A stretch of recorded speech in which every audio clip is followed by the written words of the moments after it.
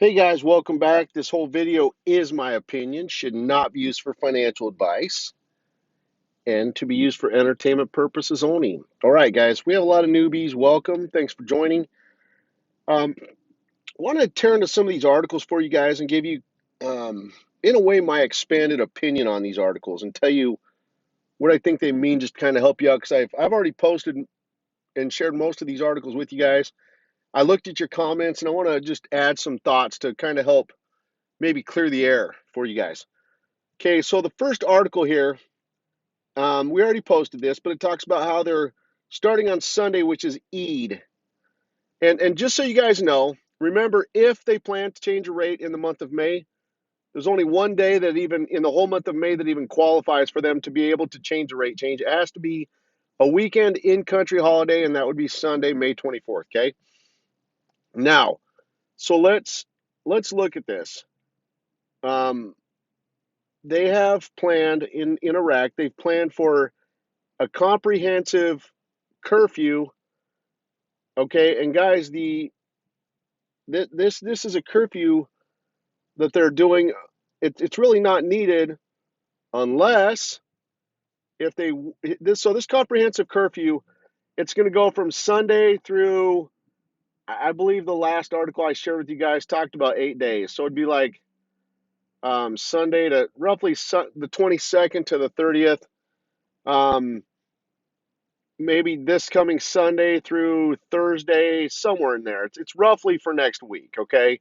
Regardless, but it starts Sunday, okay? Now, think about this. Why would they need a curfew? Because just for a regular holiday period, a curfew is not needed, guys, at all. Unless if the rate were to change. That would be the only reason they would need this comprehensive expanded curfew in addition to the holiday period they already have. Okay, remember they already have a holiday period that justifies them shutting down and closing down their financial markets, okay? But what else would they want? Well, they would want elevated security that could close their borders, maybe keep the citizens and people from running around at night, kind of limit their movement just kind of throughout the day and the evening, but late at night, limit and restrict their movement and definitely, again, close the borders.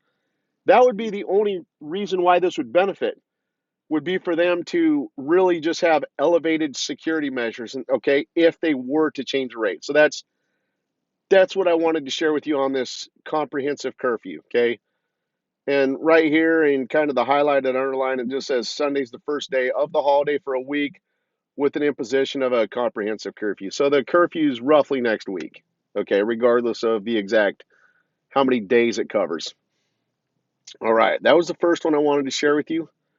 Let's talk about this next article, okay? I'm going to expand the title here for you. It says, Economic Retirement, the Payroll Crisis will end next July. Let's talk about that. So, since roughly about a week and a half ago, they came out telling you that they were going to have to make some changes to cover the salaries. Okay, why? Well, guys, they're out of money. They're literally out of money. So, they talked about getting loans.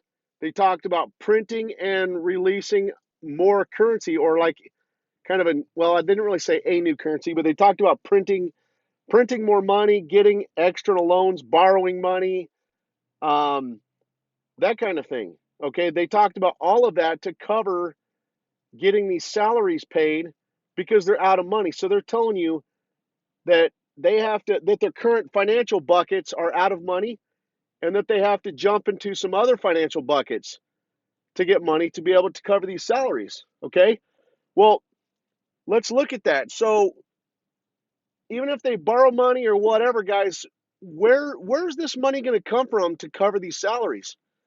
Well, guys, in my opinion, it's going to have to come from the 2020 budget because they're out of money. Plus, we're in a new accounting financial period, so it's going to have to come from the 2020 budget. They haven't approved the budget though, so what's the budget waiting on? Well, the budget's waiting on them to change the rate because it has post rate change monies in it. Article 148 CL, all of that. Plus, it's got new tariff and tax revenue streams in it, okay, that can't be implemented until the rate changes and they become internationally recognized. Okay, so wait, you're saying that the salary money to cover the salaries would come from the 2020 budget? Yep. Okay, but that hasn't been approved yet. Nope. So let's look at this for a second.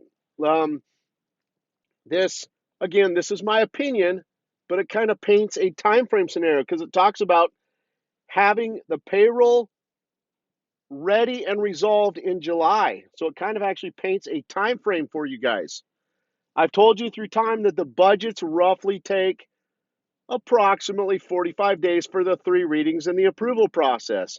So, again, this is my opinion, but let's cover this. So what if they were to say change the rate around the end of May, okay?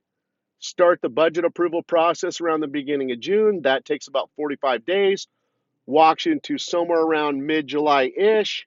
So around mid-July, they turn around and they can start paying out the salaries after the approved budget. Boom, that's resolved. Because I had some people reach out to me earlier this morning and they were concerned that this article might have meant that we might not actually see the rate change until the month of July. And I just shared with them. So I just wanted to share this with you guys in case anybody else had a similar opinion to that based on this article that you can't look at it just from a microscope. You have to look at it more from a bigger picture perspective to where I actually personally feel that salary money would actually have to come from different financial buckets because the current buckets they're using are out of money. So they would have to tap into probably like the 2020 budget, okay?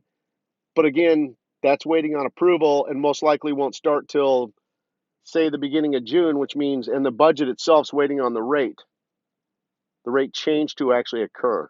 So I'm just saying it kind of paints a time frame for you if they were again my opinion to change the rate around the end of May, start the budget approval process at the beginning of June.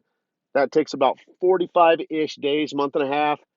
Finish the budget at somewhere around mid July. Then they could turn around and pay out the salaries out of the 2020 budget. And in my opinion, that's why they're telling you that salary crisis will actually end in July. Okay, so I just wanted to share that with you guys. Now, let's look at this article. It says the names of the vacant ministries are ready and waiting a parliament session.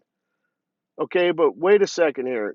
Remember, I've tried putting a huge emphasis on this for you guys. You could just use the beginning, the whole first 5 months of this year, kind of as a gauge or marker. What during the whole first 5 months of this year, what have we seen in the news? Only one thing: news telling us they need to hurry up and finish the formation of the government. Well, what are they telling you there? With all these articles about the formation of the government, they're telling you it's the delay, it's the big delay, and it's most likely also the linchpin to the rate change. Okay? That's why after they formed the government, economic articles exploded. Okay?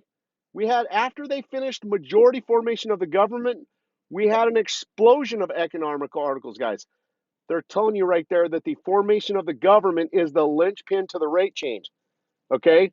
But let's look at this. They're telling us right here that that the vacant that they have nominees ready to go for the ministry, so they're just waiting for a parliament session. But here we are. It's almost it's Wednesday now. It's almost Thursday, but they haven't told us even when they plan to have a session of parliament. But they're telling us the names and nominees are ready to go.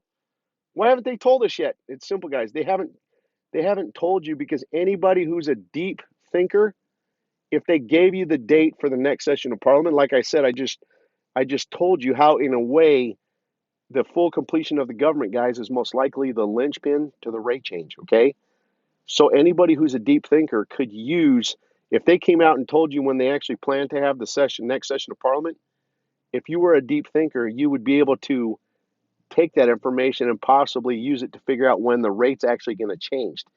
In my opinion, that's why they're not telling you, and that's why they're hiding it from you.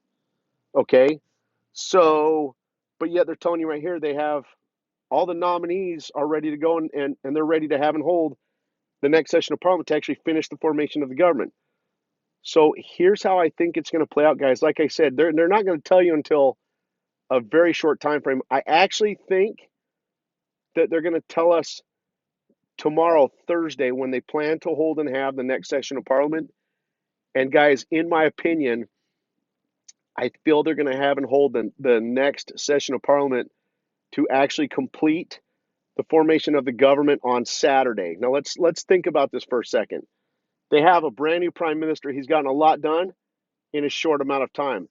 I'm going to give you kind of a what if scenario that again, this is my opinion. If everything occurred and unfolded like this, it would really earn the prime minister would score major points with the citizens. Here's that scenario.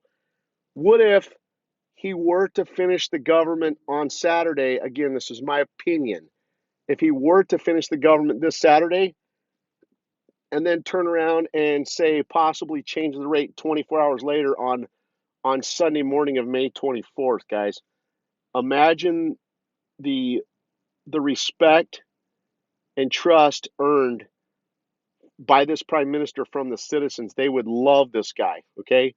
I have a feeling that there's a strong chance they've laid this out for it to happen like that so that this prime minister can earn and score major points with the citizens, guys.